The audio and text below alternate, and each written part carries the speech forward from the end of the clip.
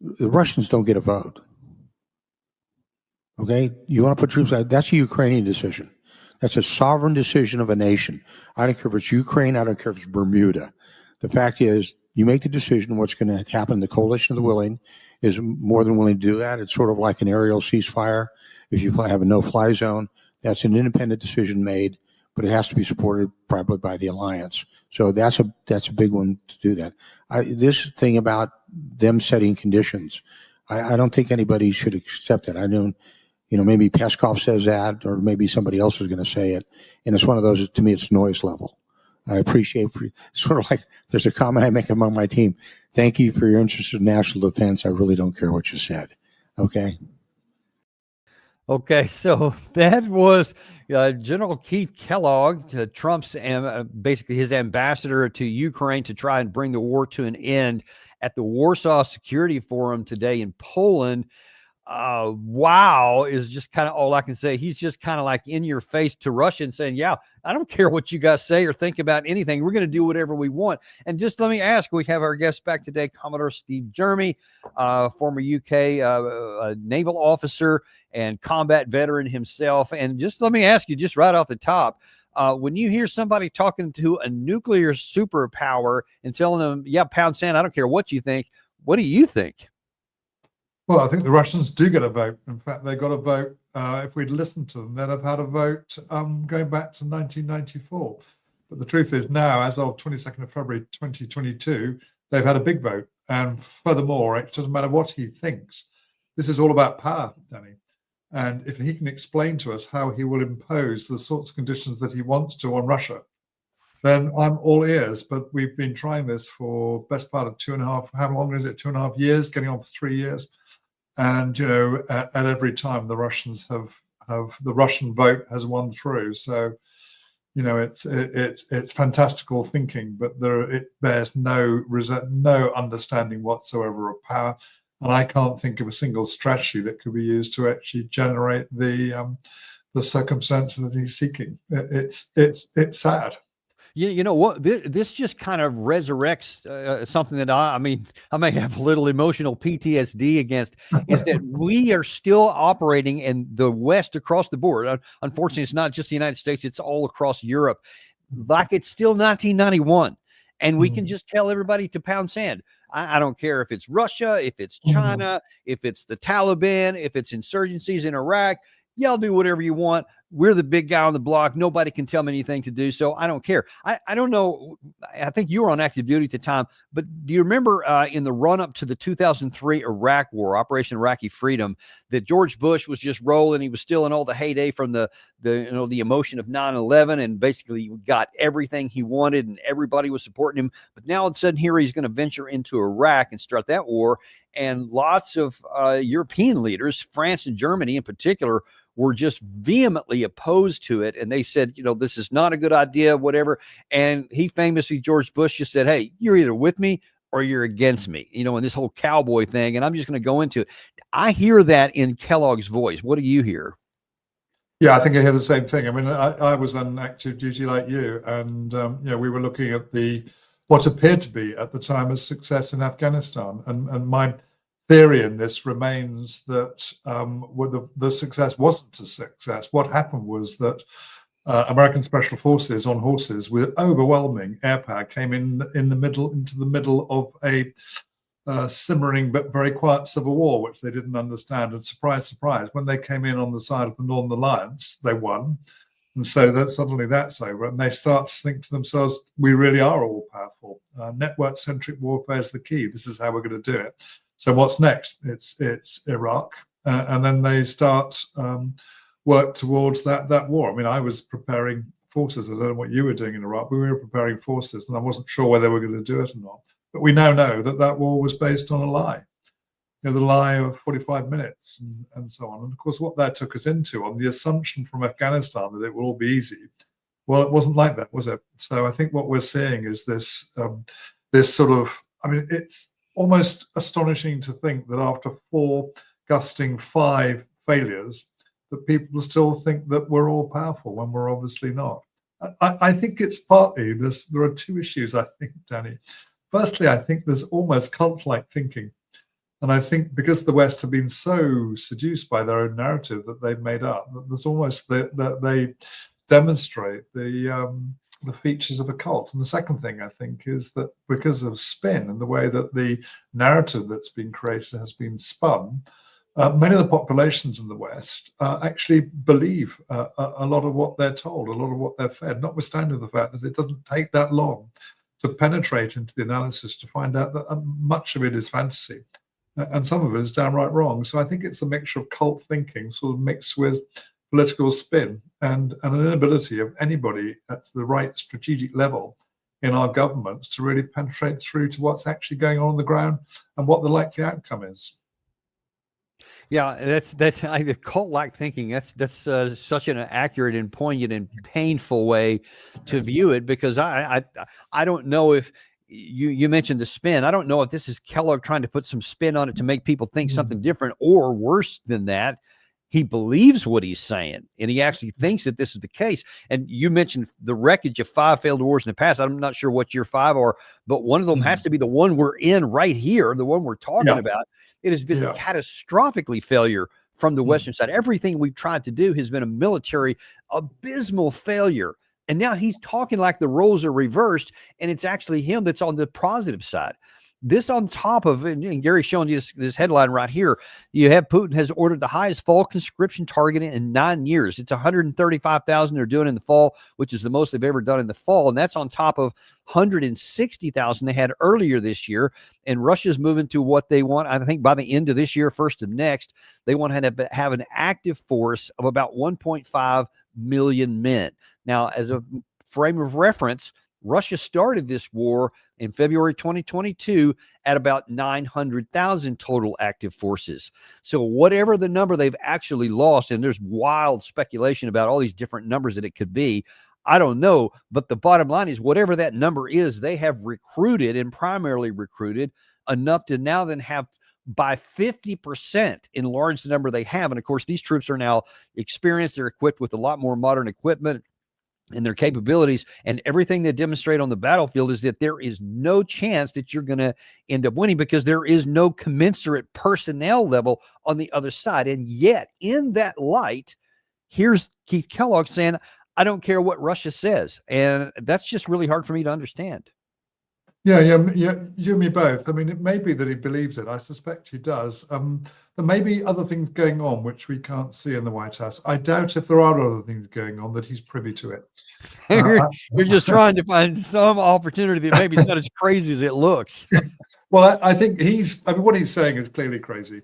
I mean, it's sad to think, but he's not the only one. It's sad to think that actually we're in a position where we've got senior former three-star officers who don't seem to understand strategy, and they don't even seem to understand operations. I mean, how did we get to that position?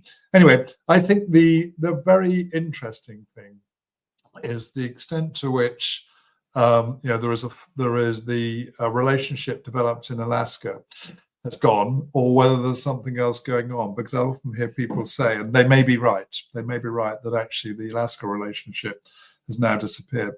I wonder if there's something deeper going on. And as I think back to the Cuban Missile Crisis, there were long discussions going on behind the scenes, which never became public until a lot later.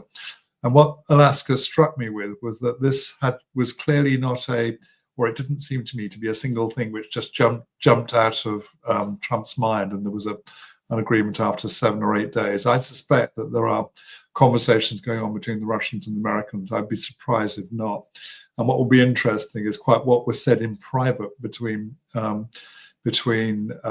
small delegations, because it was curious that Putin said, I can help you. Because, of course, what Trump's got to do is to manage his base and to manage the neocons and to manage the White House. And I can imagine a conversation where Trump and Pat Vance said, look, yeah, this is a challenge for us at home. Everybody else wants to keep going, and we really don't want to keep going. We want to get out. So we may be saying some things that you really don't want to hear, but don't worry, we're on our way out. And I think I've said to you before, this is speculation on my behalf, but I think I've described the White House policy as zigzag. So we go left, we go right, we go left. Now, what's interesting about zigzag, it's actually a better metaphor than I realized, Because in a zigzag, when you're zigzagging, you're actually zigzagging around a base course. So you could be going north, but you'll go to the east for a bit, then the west for a bit to confuse the submarines. In a way, the question is, what's the base course? To me, the base course is out. America is getting out. It's been clear now. They've made clear that they will not engage militarily. They will provide weapons, but they'll provide to the Europeans. The Europeans will buy them, and so that's the deal. But no American engagement. So what we know is that with America being out, we know what the outcome of the war will be. Because if we couldn't win going in with America on board, it's obvious that we won't win going out. So I wonder if part of this is one of the things that's going on. And the other thing is to offload responsibility in toto for the war to Europe and Ukraine, and to war Europe and Ukraine. In other words, yeah, we've done our best. We're giving the Europeans all they want. I'm sorry, they just weren't up to it. So it's all the Europeans' fault, nothing to do with us.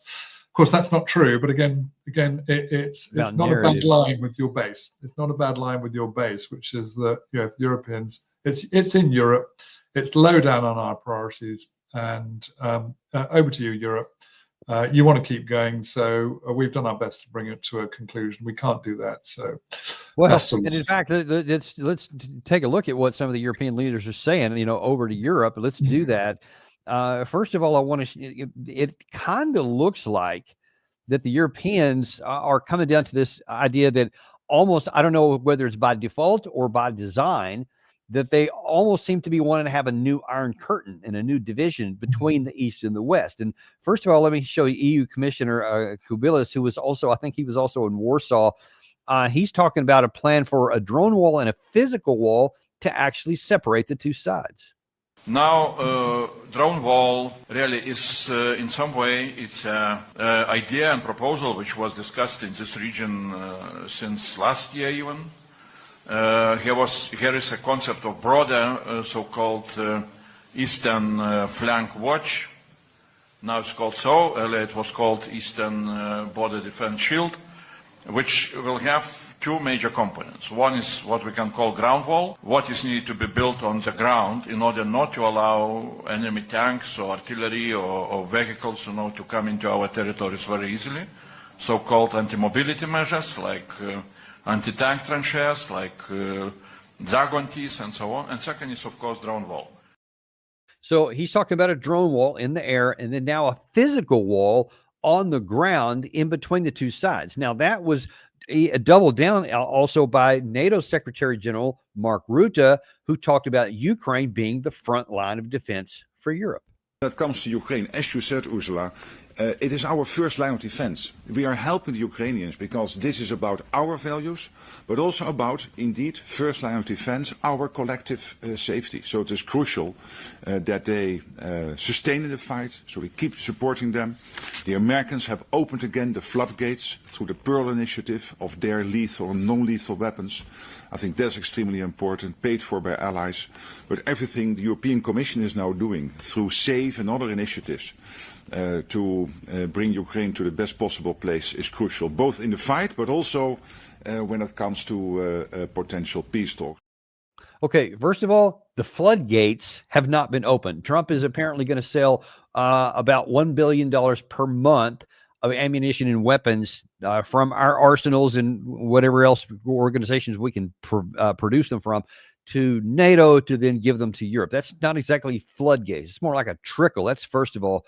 But the second thing is, I don't hear anything at all, and whether it's Kubilis or in Rutte or in indeed some of the others we're going to talk to in a minute, where there's even the possibility of actually ending the war. All I hear is, let's dig some trenches, let's make some air walls, and then let's continue funding war so that Ukraine can keep fighting. I don't hear any possibility to end. Do you? No, I don't. I think they haven't answered the question which you very often, quite correctly, rhetorically asked, which is, and then what? And then what? So I think to me, the way I'm seeing this is that they don't seem still to understand that actually the war's lost. And I think I've always thought that the four territories plus Odessa would be the likely places that Putin would stop. I thought Novorossiya is something I've debated about as well, and the northern territories. But I think that's where I think that Russians will stop. And frankly, if they build a wall, a Cold War wall, I wouldn't think the Russians will think that's the end of the world, because they have no intention in the first place of going any further. So if you want to build a wall, go and build it. It's not going to make much difference. What they'll be much more worried about is any sort of any development of offensive capabilities that could be used to attack into Russia. Again, the Europeans would, I mean, can you imagine the Europeans building a capacity to attack into Russia? I mean, it's fantastical, isn't it? So if you've got with a 1.5 million army, I suspect that's will be focused on Ukraine. I suppose the question is that wall, if it were ever built, because it would need to be built, as far as Ukraine's concerned, it would need to be built after a ceasefire or a peace agreement, because otherwise anybody who starts to build it within Ukraine will be attacked by Russia. Yeah, that's absolutely clear. So your options really are to wait for the end of the war, keep building the wall to the north and south of Ukraine, and then see what happens afterwards. But let's just look at this from the Ukrainian perspective for a second. Just imagine you got Russia rolling in. They're now going to grow up to 1.5 million man active duty force. They've already got somewhere around 700,000 inside your country now, and you're struggling just to keep the line of contact from collapsing anywhere. And then you look over at your shoulder here to your rear, and you see the Europeans who have been we got your back, and now they're building a wall on the other side of your line, so that now you've got a wall and a wall of steel on the other side, and you're in the middle of it. So I'm not sure that's a good deal for the Ukraine side. No, but I mean, it's the sort of deal which ought to encourage you towards neutrality, I should think. Because if the Europeans aren't good, because the Europeans, as I've said, they are not going to build a wall in the middle of Ukraine during an active war. I would not unless they want to take very high casualties, and I cannot imagine the Europeans being silly enough to actually commit to those levels of casualties. So, either they build it in Poland and Hungary, or they wait until the end. So, let's see. But again, the Russians have never said that they want to do anything other than actually make themselves secure, for which they don't need any country in Europe. So, they've got time and again, I hear people saying that this is what they want to do, but there is no evidence to support it.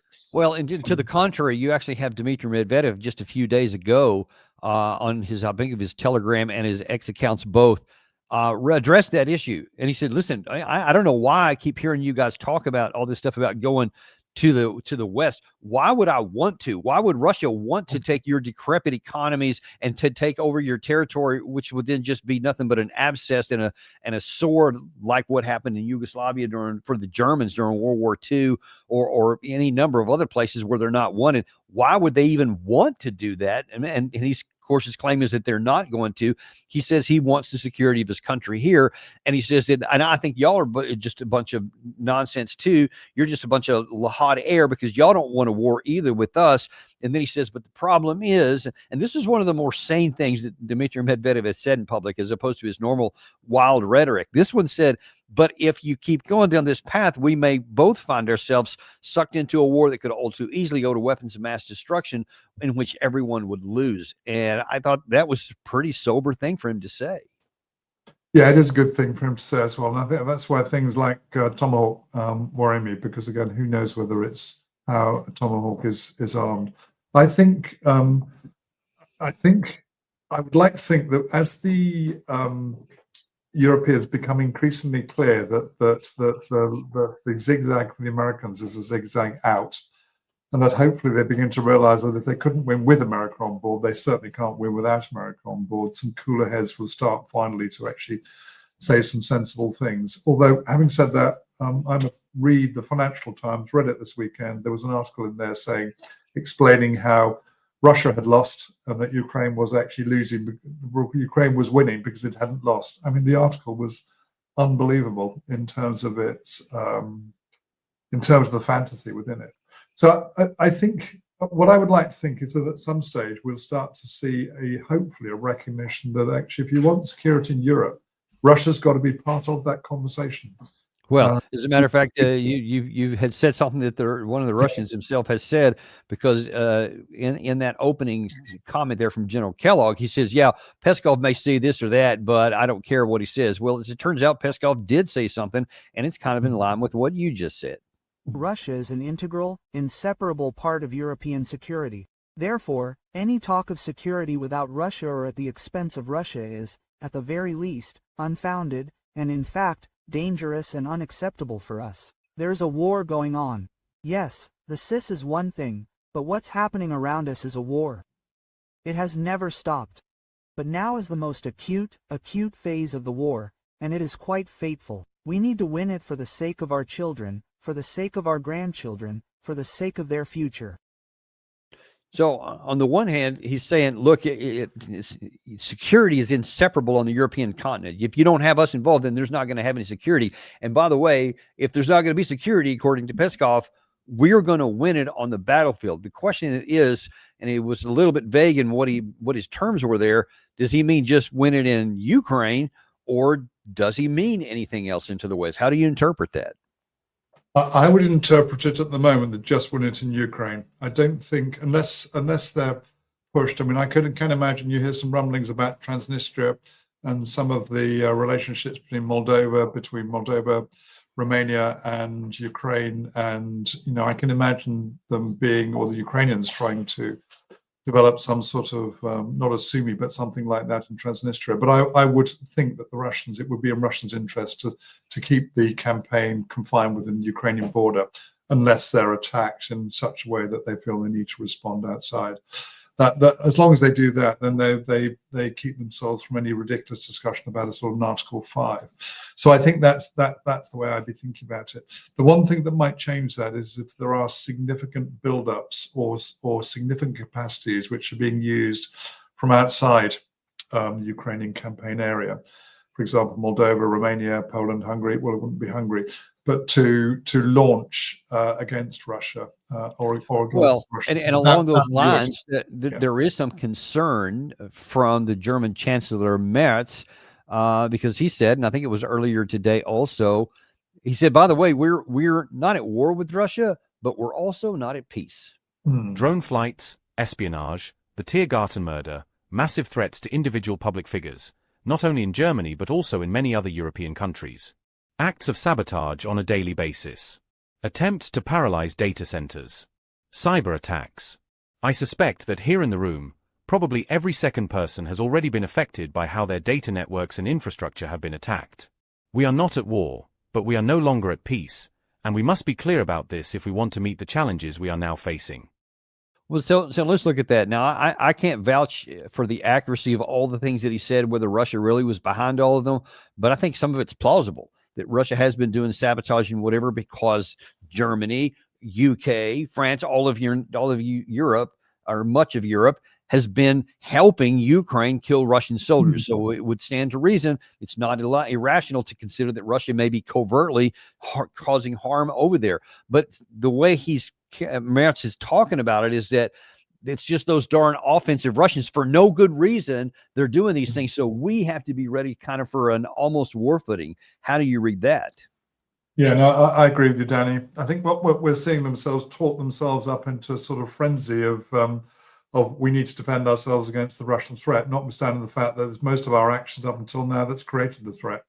And of course, what they're finding is, I think, something I wrote in an article about 9 months ago that I think I said in the article, I paraphrased that, I said NATO exists to confront a threat created by its own existence, but now doesn't have the power to overcome that threat. So we're now finding that's coming home to roost, which we can lather ourselves up as much as we like and try to create new capacities, but the evidence suggests that we're in a race that we're likely to lose. So why keep expending monies that the European nations need? Why keep doing that at a time when there's the opportunity to actually start to talk to the Russians? I mean, at least whatever we might worry about Alaska, at least the Americans and the Russians have talked. At least Putin and Trump have talked. And, it's about time that some of these European leaders actually had the guts to actually say, well, we may be in a hybrid war of some sort with the Russians, but let's at least talk and at least understand each other, because without those sorts of relationships, it's going to make it very, very difficult. Whereas at the moment, it seems that our leaders think that it's a badge of honor not to talk to Russia. It's like I said before, it's a badge of honor to not be able to do diplomacy. And it's a badge of honor not to be able to think strategically, I'm afraid.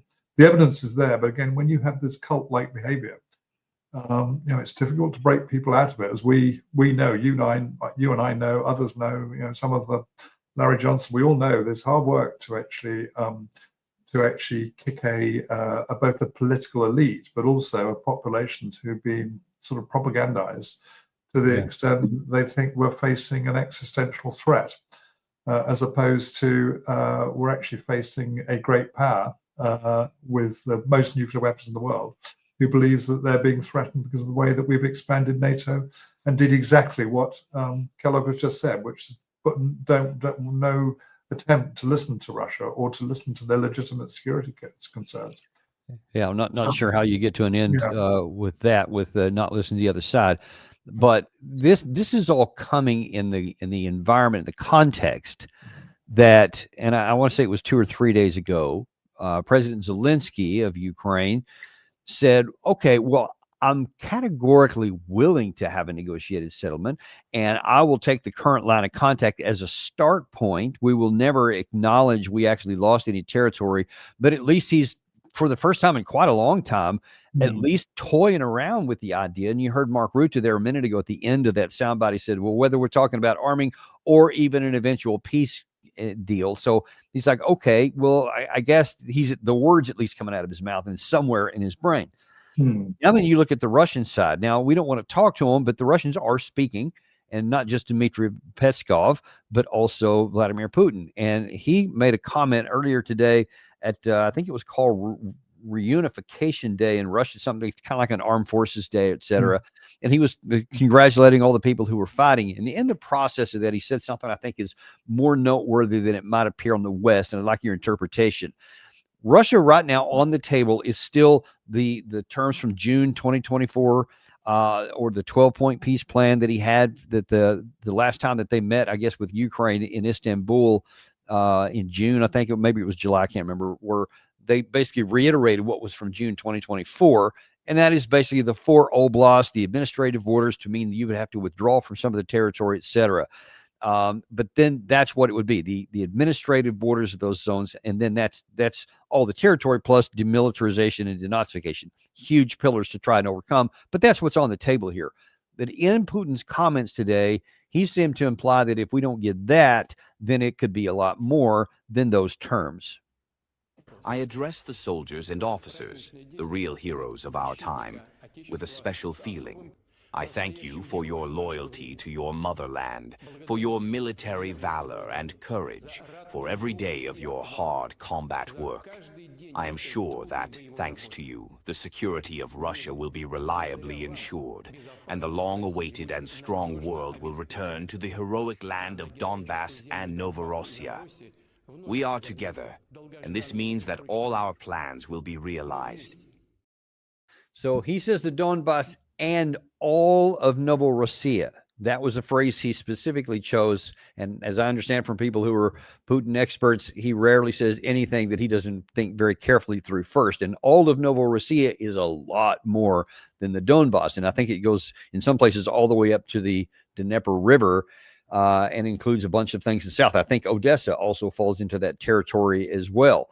And he said, we will accomplish all of our objectives one way or the other. How do you read that?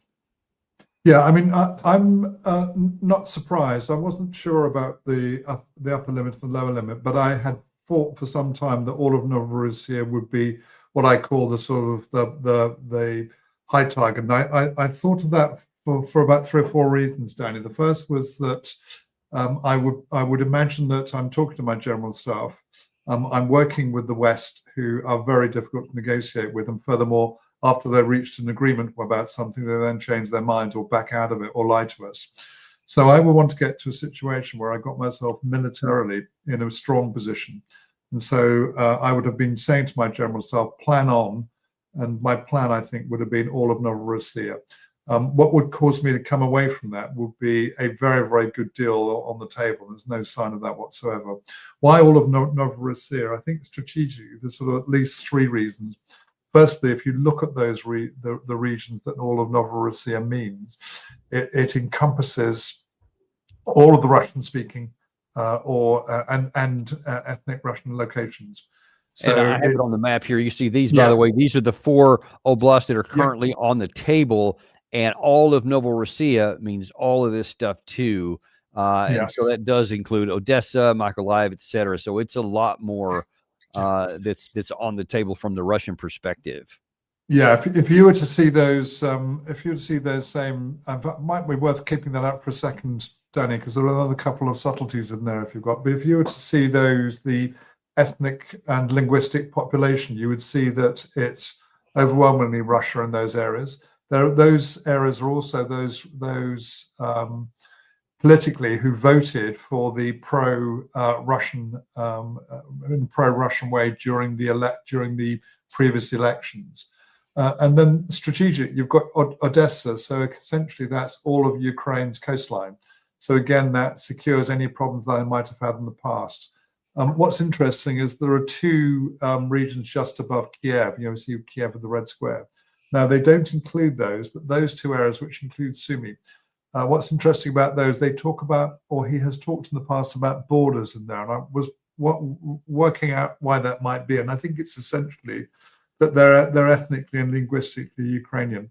So to me, you've got a sort of natural division in that red area, and a strategic division as well. And so, I'm sorry, let me show you another map that talks. This is the election of 2019, I think, that you referred to. Oh, let me grab it here. And you see it's very similar to the one I just showed you. All the area in the green here, these are the ones that voted for the Russian, for the Russian candidates, and all these other ones here are the ones that voted for Zelensky primarily. So this is very similar to that Novorossiya, where all the ethnic Russians are living. Yeah, so I think to me this makes sense, and the last bit of it's a smaller piece of the jigsaw, but on the border, of course, of there up on above Odessa is Transnistria, and again that's there are Russian leaning enclave in Transnistria, and of course that enclave would actually be wrapped into Novorossiya, so that's the end of the need to keep specific Russian soldiers stationed there. So I think for all of those strategic reasons, my guess was that that Putin's instruction to his general staff was to plan on that, and it may be that this is the reason that they're going for a larger mobilization, which will sufficient forces to actually secure Novorossiya, whilst at the same time strengthening borders to the north of Belarus. Because of the sort of bellicose language they're hearing from the West, so that it makes good sense to me. My guess was that actually his direction would have been plan to secure Novorossiya, work on that assumption, and I'll stop you if I want to stop you before then. Because again, the last thing I want to do is be stop, start. I would want to actually have a campaign where I had long-term objectives, and that would be an objective which I think would make me feel secure over the long term. And it might be that actually the built wall eventually is on that boundary between the red and the white. If the Europeans are foolish enough to try to build the drone wall or whatever. Yeah. So I'm not surprised, and it made me think as well when I think Gerasimov was recently shown with a picture of Novorossiya behind him during a briefing, and again that didn't surprise me. It's something that I've been looking for, but I'm starting to get some confirmation from it now. So, and in terms of that map, Putin's comments, the fact that they have announced that they're going to have the highest recruiting class of conscripts in 9 years, that their troops are going up to 1.5 million, you would think that would signal to the West that, okay, well, let's just don't double down on a losing category here and just deepen our losses that we've already had in the last 3.5+ years now. But you would be wrong if you thought that. And as it turns out, Ursula von der Leyen, the European Commission president, doesn't seem to be worried about that. And by the way, these comments are coming in light of something that General Kellogg again said about 2 weeks ago, that Russia is in fact losing. And I think more people actually believe that, because here's Ursula von der Leyen basically saying that the Russian army, it sucks.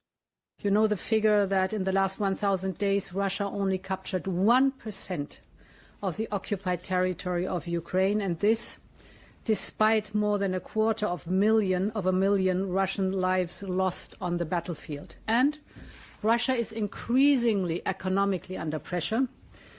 If you look at the interest rates, they are at 17%. Inflation is well above 10%. And I believe firmly that we are at a moment where decisive action on our side can lead to a turning point in this conflict. So she's saying we can lead to a turning point in this conflict. Like all the stuff we've seen in the last 3.5 years, that doesn't matter, because Russia has only taken 1% in the last whatever 1,000 days that she cited there. And forget about what's on the screen right there. Don't worry about the conscription or the number or anything else. But I think they actually believe this. How do you interpret her comments in view of these facts? Yeah, well, let's take one or two of them in order. You know, the 1% figure is time and again we hear this figure, and we hear that actually I heard our outgoing chief of defence staff said that a snail could have moved more quickly. I mean, it's just ridiculous, because they've taken no thought whatsoever to what Russia's objectives are. And Russia's objectives have been clear, because they keep telling us that just nobody seems to listen. So, you know, Russia's objective, as far as I can see, is to secure their security. And the way to do that is to actually denazify and demilitarize. And what they've done with Ukraine, and it's a tragedy, you know, is that they've actually taken out a whole raft of Ukrainian male society. You know, the figure that we're sort of working on now, and I think this is a Ukrainian intelligence leak, was 1.7 million killed in action. You know, multiply that by 3 to get killed in action and wounded in action. And I think I heard Doug McGregor talk recently about over 2 million. So that's essentially demilitarized, because it doesn't matter how much kit you have. You know, if you haven't got the manpower, and it is men, if you haven't got the manpower to actually man your battalion, your brigade, your divisions, well, so what? You know, so I think that's Russia's objective, has always been those things, and it's now in a position where it can move beyond. You know, I'm not sure if the back of the Ukrainian army is broken, but we seem to see retreat pretty much all over the place. I'm cautious about saying that the Ukrainian army is in rout. I don't think it is yet, and there's no doubt that there's a brave soldiers in the Ukrainian army, but all the signs are of movement. So that's the 1% figure. The 0.25 million killed in action. What is the source of that evidence? I think the 160,000 is the figure that I've heard from the Russian general staff. And I tend to believe them, because they tend to give us the most accurate information. It also accords with the way the battlefield is playing out. You know, we know that the Russians are outproducing us in 1.5 millimeter ammunition, and no talk there either about the 1.7 million Ukrainians killed in action. And when it comes to 70% inflation, as I understand it, it's down now and heading on its way down. Furthermore, the Russians have reduced interest rates because it is on its way down, and there is partly a seasonality to that. But actually, there's no talk there on the other side of the equation, which is the European economies, and the Russian debt to GDP ratio is 17%, or it's around about that figure. You know, I don't think there's a single nation in the amongst the big European nations that's anything lower than the 100% debt to GDP. Oh wow! Yeah, we have economies which are struggling to grow. The British economy looks like it's stagnant, not growing. The French economy is the same, and I think the German economy is contracting, and the German economy is particularly important because Germany is the banker, if you like, because of the strength of its economy in the past, of the European Union. And the reason that many of the Central and Eastern European nations are there are because they get development money from the European Union to actually develop their nations. And if that money is not forthcoming, and the Germans can't afford it, and others can't afford it, well, that puts the European Union in jeopardy. So, Europe to actually to suggest, as I should also have mentioned, energy prices, which are 3 or 4 times what they've been. So to say that the Russian economy is about to collapse when it looks like it could be the other way around, and that actually we've got significant recession in prospect. Well, let me ask you a question on both economics and energy, since you brought the topic up. One of the things that Trump has said in the last couple of weeks or so is that he would put these heavy secondary sanctions and tariffs on China, India, Brazil, etc., and on Russia itself, as long as Europe completely cut off all of its purchase of oil from Russia. And Ursula von der Leyen said, yeah, we think that's a great idea, and maybe by 27 we'll get there. But then when you look at the 2 countries that are buying the most, which is Slovakia and Hungary, they have just categorically said, not only no, but hell no, we are not going to do that, because the cost to us to replace that energy with any other form would be so much more expensive. It would harm our economy even more than what we're doing right now. So they say, we're not going to do that. Is that true? Is that a risk for Hungary and Slovakia? Yeah, absolutely a risk. I mean, in rough terms, people talk about renewables and stuff like that. I'm working the offshore sector. I've been working on both oil and gas and offshore renewables, and so it's an area that I know a lot about. But essentially, electricity, which is what renewables provide, provides about 20% of the world's energy. The remaining 80% come from hydrocarbons, so it's oil and gas and similar products, and it's the same on average in most countries, not specifically. So you're talking about the major source of a country's energy, which is hydrocarbons, and so to suddenly take that away with no obvious prospect of replacement, it's asking a country to commit industrial suicide.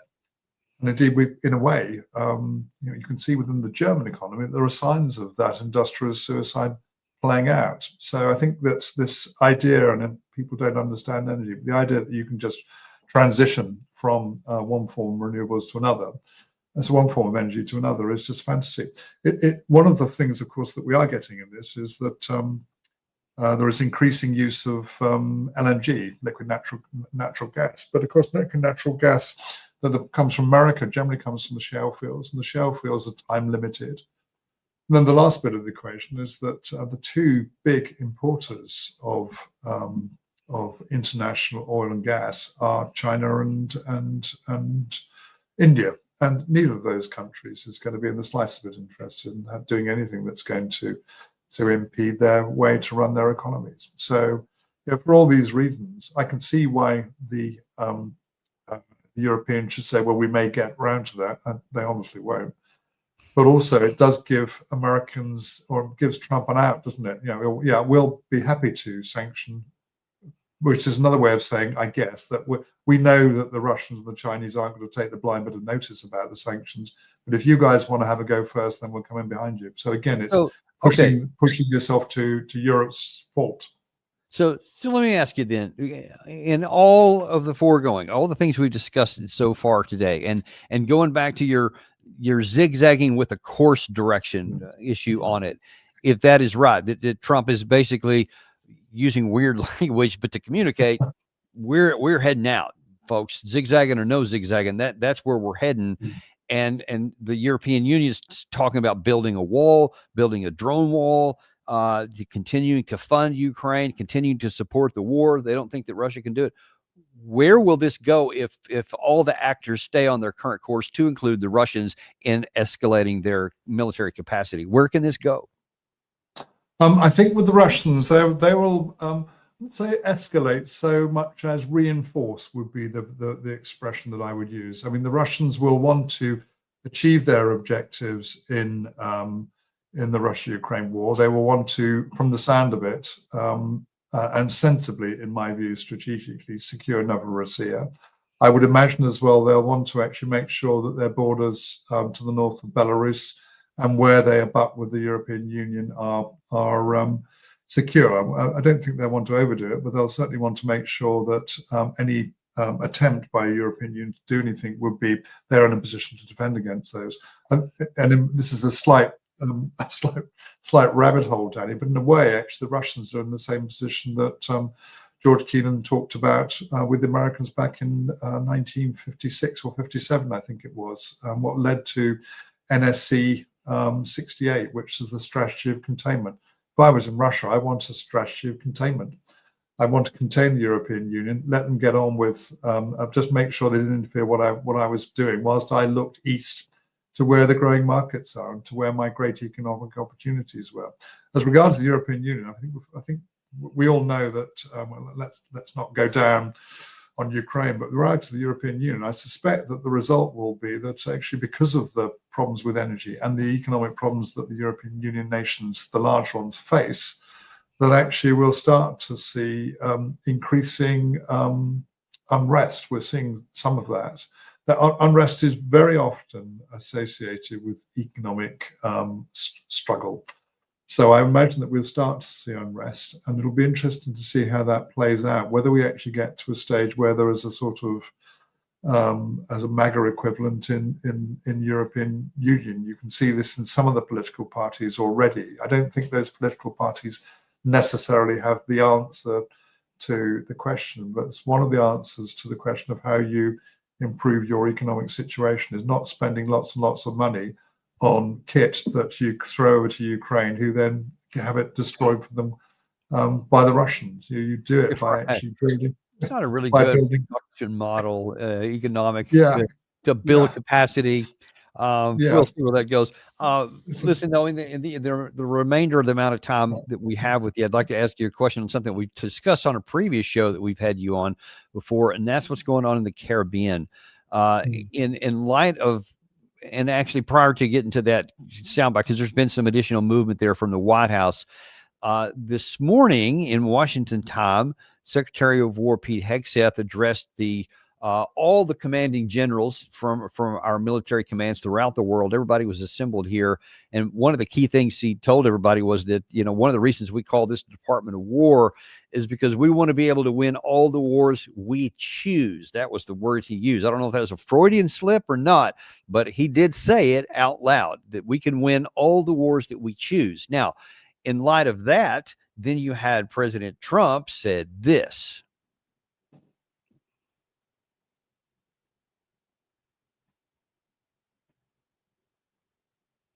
At least we hope. Are you preparing to take strikes against drug gangs in Venezuela, sir? We'll see what happens with Venezuela. Venezuela has been very dangerous with drugs and with other things. And they've been very, very dangerous. So we'll see what happens with Venezuela. We had a lot of drugs coming in through water. We call it water drugs, just a simple term. We don't have any boats on the water. There are no boats. There are no fishing boats. There are no anything. So we hit a number of boats. You probably saw that. And since we did that, we have absolutely no drugs coming into our country via water because it was lethal. And now we'll look at cartels. We're going to look very seriously at cartels coming by land.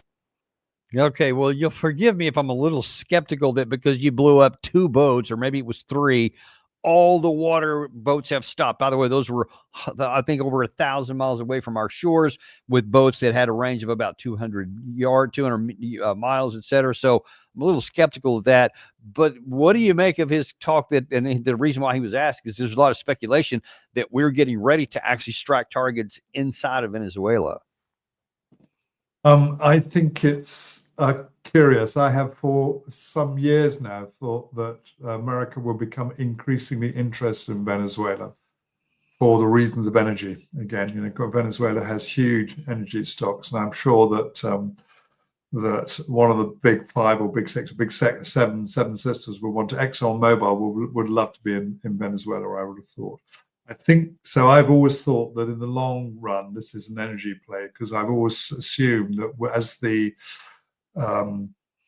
shale fields start to run dry, and they will, shale is generally very time limited, and I think the best of the fields, I think the Bakken field, I can't remember which one it is, and there is one of the big shale plays which is still producing and slightly increasing, but the others are on the decline.